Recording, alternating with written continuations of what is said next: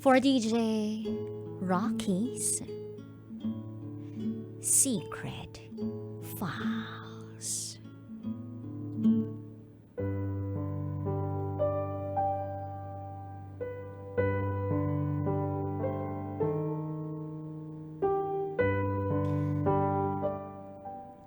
Maling-mali sa una.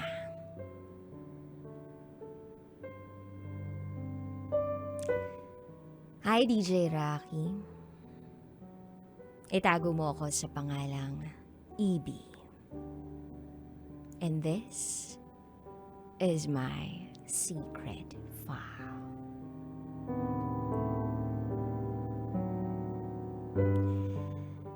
We have this so-called mutual understanding back in 2010 na umabot ng almost 3 years. Hindi kami nagkaroon ng official relationship kasi nasa Manila ako. Kinuha ako ng ate ko. But in those years, umuuwi ako kasi nga may usapan kami. Bata pa kami noon. Sabi ko, mag-aral siya ng mabuti. Mag-aral kami ng mabuti. Then dumating si 2014. Nabalitaan ko na lang na may nabuntis siya. So ako dahil mahal ko siya, nung una sabi ko sa kanya, kaya ko naman siyang tanggapin kahit ganun yung nangyari. Pero kahit ganun yung sinabi ko, alam ko, deep inside, may galit akong nararamdaman. Hindi na ako umuwi. Dahil sa probinsya, pag nakabuntis, pagsasamahin. So para wala na ring gulo. Kasi wala naman talaga kaming official na relationship eh. So nawalan din kami ng communication. And then, nalaman ko na lang na hindi tumagal yung samahan nila. Tapos nagparamdam siya sa akin. Pero dinedma ko siya. Kasi parang late ko na na-realize yung mali niya.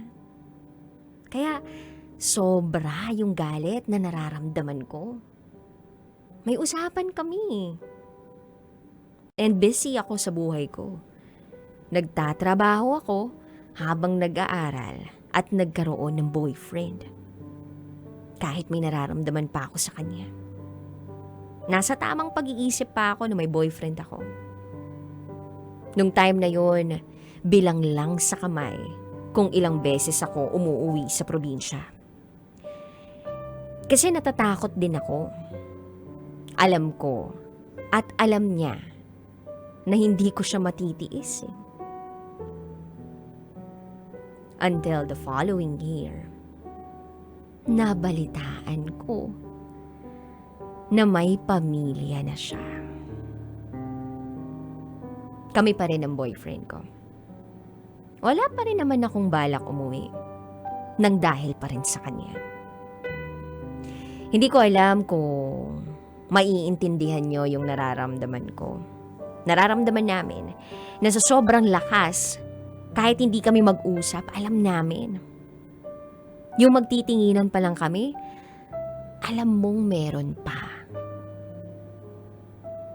Hindi sana ako uuwi eh.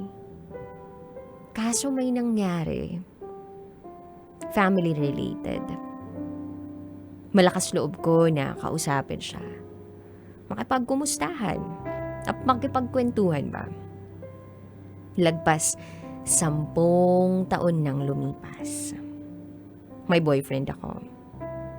At siya may pamilya na. Sa isip ko, kayang-kaya kong tiisin ang nararamdaman ko. Unang tanong ko pa lang sa kanya, kumusta na siya? Halos hindi na ako makahinga. Tapos sasagot pa siya na, hindi okay. Hindi ko alam mo naman. Parang nabibiyak yung puso ko sa lungkot. Sabi ko dapat masaya na siya eh. Dapat kontento na siya. Kasi may pamilya na siya eh. Sabi niya, hindi ko naman daw kasi alam ang samahan nila. Ilang beses kaming nag-uusap, paulit-ulit lang. Hanggang sa dumating yung time na napag-usapan namin yung nakaraan. Lasing na lasing siyang nakikipag-usap sa akin. Hanggang sa hindi na namin napigilan ang mga sarili namin. Oo, alam ko nang mali. Sabi ko sa kanya okay na ako. Okay na ako, tama na. Napagbigyan na natin yung mga sarili natin. Natawa nga ako sa term ko eh. Pero yun na lang talaga yung kaya kong sabihin. Nagulo yung utak ko eh. Nakipaghiwalay ako sa boyfriend ko. Dahil nagkamali ako. Sobrang nagulo yung utak at yung puso ko. Hindi ko alam kung paano magre-respond sa mga pangyayari. At naulit yung pagkakamali. Bumigay na ako. Hindi ko maipagkaila. Grabe pa rin kasi yung nararamdaman ko sa kanya. Ang tanga ko. Pero hindi ko siya pinipilit na iwanan niya yung pamilya niya. Alam ko mali ako. Pero never kong sinabi na para sa akin iwan niya. Sabi ko, ayoko na ako ang irarason niya para iwanan ang pamilya niya. May pinagsamahan sila ng partner niya eh. Hindi ko alam kung anong nararamdaman niya ron. At kung anong klaseng pagsasama ang meron sila. Basta ang sabi niya, hindi raw talaga sila okay. Pero may anak sila.